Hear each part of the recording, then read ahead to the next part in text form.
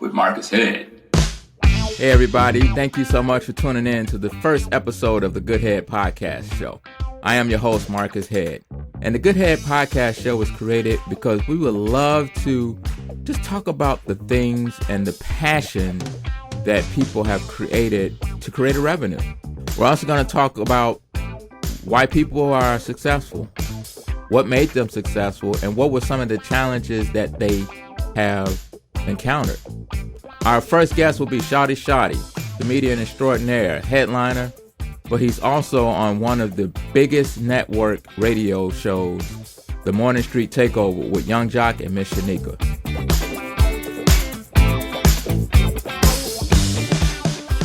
Hey, once again, we're back with our special guest on the first Good Head Podcast Show. And when I first met this man, every word was a curse word. I mean, every word was a curse word. This dude was dirty with the words. And it's funny that after all these years, I had a situation where my lead was on the Tyler Perry project, so he couldn't do it. So I had to find my next lead for the film Cant Get Right. And this brother came through and, man, he did an amazing job. So real quick, for the first show of the Good Head Podcast Show, I'd like to introduce a good friend of mine. Everybody, give it up for Shawty, y'all. Hey, what's happening? What's up, brother? How you feeling today, man? Man, God is blessing every day, man. You know, every day we wake up is a blessing. So, man, I count them one by one, baby. All right, man. I like that. But, you know, like I say, the one thing about this show is I'm going to ask some questions. I'm going to ask some things. I'm not going to make you uncomfortable, but I'm going to keep it real.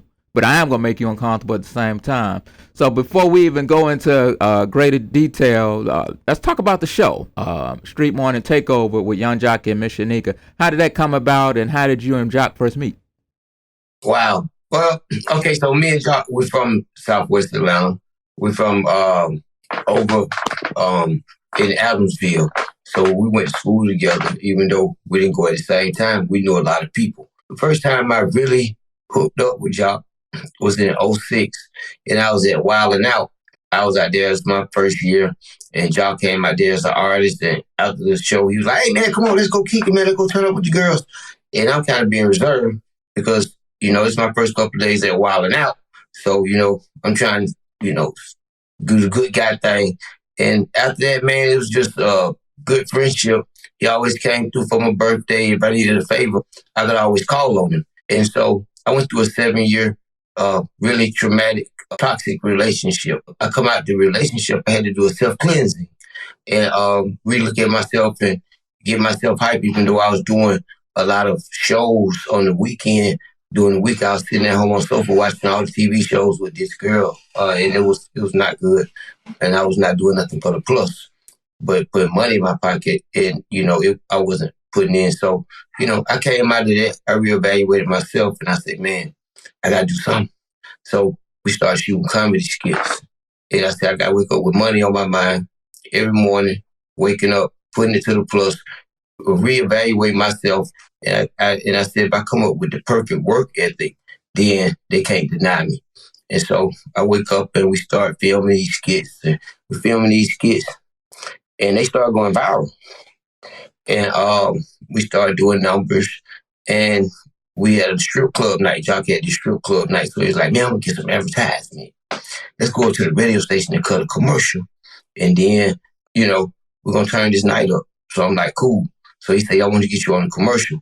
So we went to the radio station, and Jock just being charismatic. Like, he told the owner, our boss, Steve Hedgewood, he was like, man, when you going to bring me on up here so I can do my thing? And he was like, you really serious? Jock like, man, you know I'm always down to work, my boy. And so he said, well, be here Monday. Little did we know his contract with the Breakfast Club was up, and he was contemplating on renewing it. And he said when Jock walked through the door, it was like a blessing out of heaven. And so we're going on our 7th year. And I didn't believe Jock at first because I just stepped in the office. I left, and he called me and said, man, the folk want me to start Monday. I'm like, what? I'm like, they got the, we don't even mention that show, the other show, what I said, they don't even, he's like, man, I was like, they got them other folks. He like, no, they getting rid of them folks. I'm like, man. So I listened and just showed Jock was on there. Him and Mo Quick, my sister, I was on the phone with Jock for the first 2 weeks. And then our producer, Keenan, was like, man, tell Shawty to get off that phone and come up here in the studio. And so they was pre-recording the breaks, and, it was a different feel for Jock. But I had a little background radio previously on with Coco Brother, having the same bosses that I have now, actually, transferring over to the streets. But I had a little radio background, so when I got there, they say Jock was more comfortable. Jock, they never seen him perform like this. And so they invited me to stay. And so I went, stayed up for 2 weeks, got there on time, made sure I hit my punchlines and, listen. And they presented me with a job.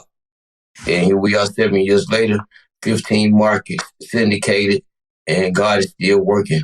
That is amazing, brother. One thing I can say about Jock, I've been on your radio show before and we talked a little bit, so I really don't know Jock like you know him, but one thing I've heard about Jock is he always on his business, and he got that personality, so he gonna make it work. Yes. So and I heard you mention Mr. Haygood. Can you tell us a little about the Breakfast Club connection and everything else? Well, my boss Steve Hedgewood, he produced Steve Harvey shows.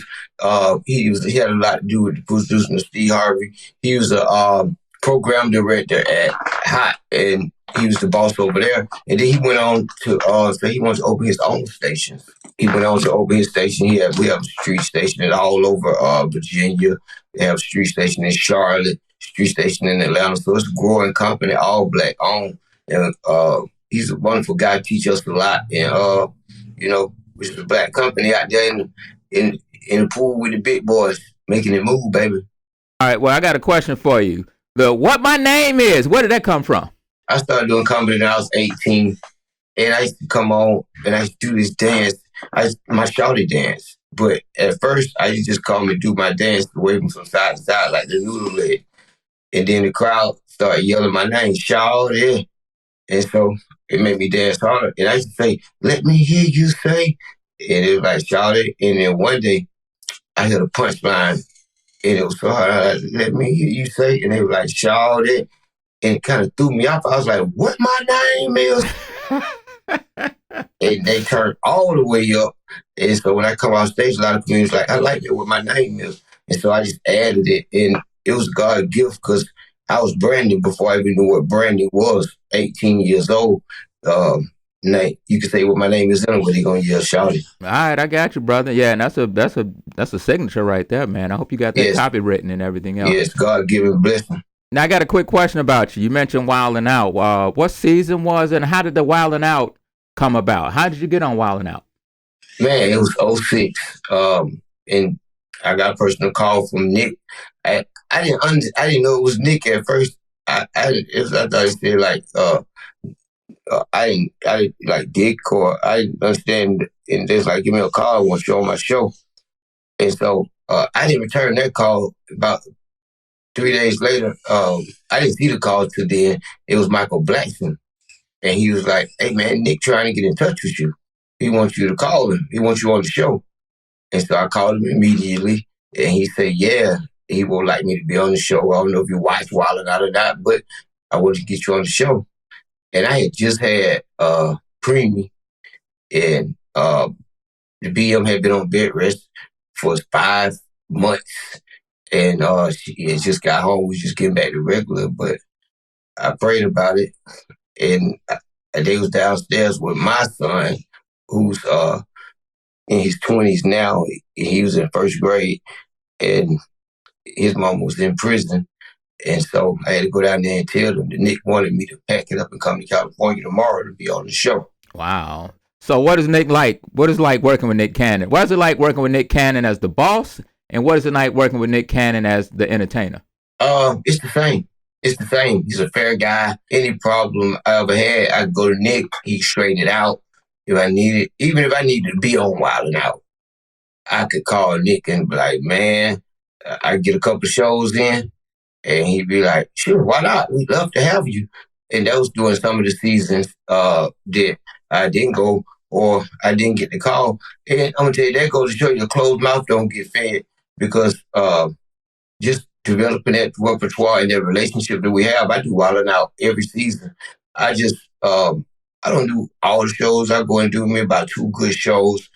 stay a part of the brand, keep the relationship good, and have some fun with the young guys and give them some game. Because I understand that they're not going to blow me up no harder than they already have. I got you. Now, a couple of the main players on the show, you have a good relationship with them. And a lot of people may not know as you started their careers, like DC Young Fly. And tell me about those relationships. Oh, man, DC, Carlos, man, I didn't actually start them, but I was very instrumental in paving the way for these cats. And Carlos Miller, I saw him start from an open micer. He's been on tour with me. I've taken him on tour with me in his latter years. And we just filmed season 20 last week. And just being on set with everybody and, talking to Carlos and DC personally, I told him, I said, I'm proud of you guys. Y'all feel like my sons. It's a great relationship. We talked about they want to bring me to 85 South, so y'all see that coming up soon also. I'm going to tell y'all comedians, it's all about relationships. It's all about keeping positive relationships. And as an OG, I'm going to let you know that this is not the rap game. This is a comedy/acting world. And you got to have your head on your shoulders and make sure you make the right decisions or you don't want to be outed. So it's all about your relationships. I kept a clean relationship with Nick for 20 years. I can call him anytime. He can call me anytime. And we got each other back. Now, earlier I was mentioning about how when you first started out, every word was blue, curse word, and everything else. So my question for you is, I mean, you started out as a comedian, and you're going to always be a comedian. We're going to always be comedians first, first and foremost. But now that you have kids, and now that you, congratulations, December, you proposed to your fiance, so congratulations to you that. So having kids and having a house, having responsibility, getting up, going to the morning show, not cursing on the morning show, how has that changed you as a comedian 20 years later to now? Oh, yes, definitely. Well, what I say, what I do, how I write. I got kids, growing kids. I got a 7-year-old bonus daughter, 16-year-old son, a 19-year-old son. So they can see what's going on. And I don't want them looking at daddy in no bad light. One day I Googled myself and I'm like, okay, I want my kids.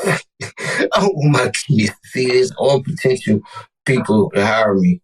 So it's definitely curbs what I say, being aware, and wisdom will take you a long way.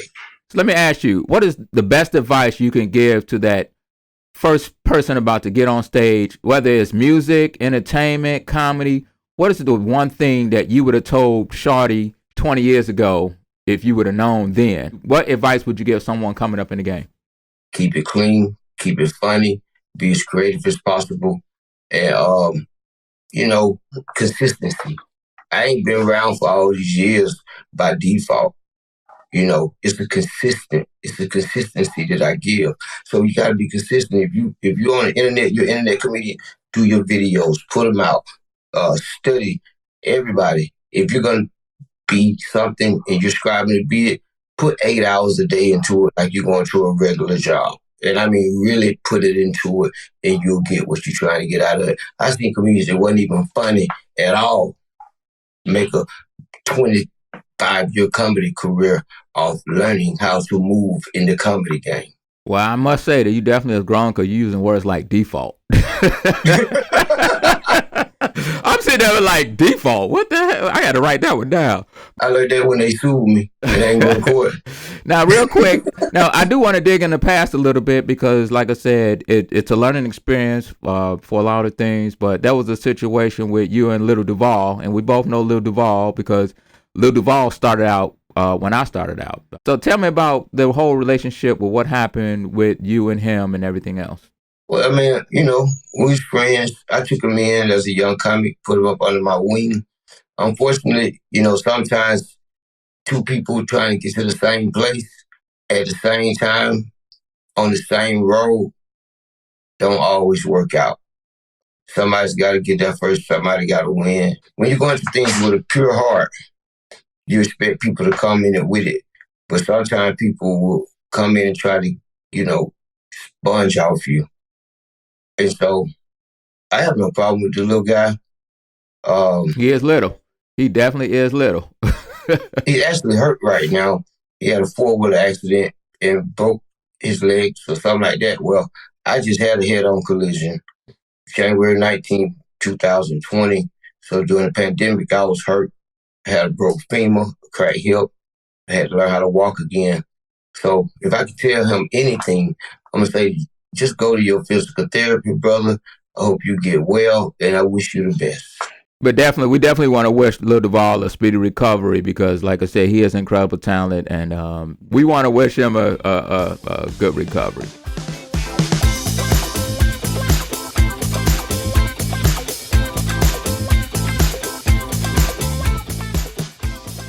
So now let's talk about the movie business now, because I know you've done a couple of films. I saw one film you did. You was in a bar.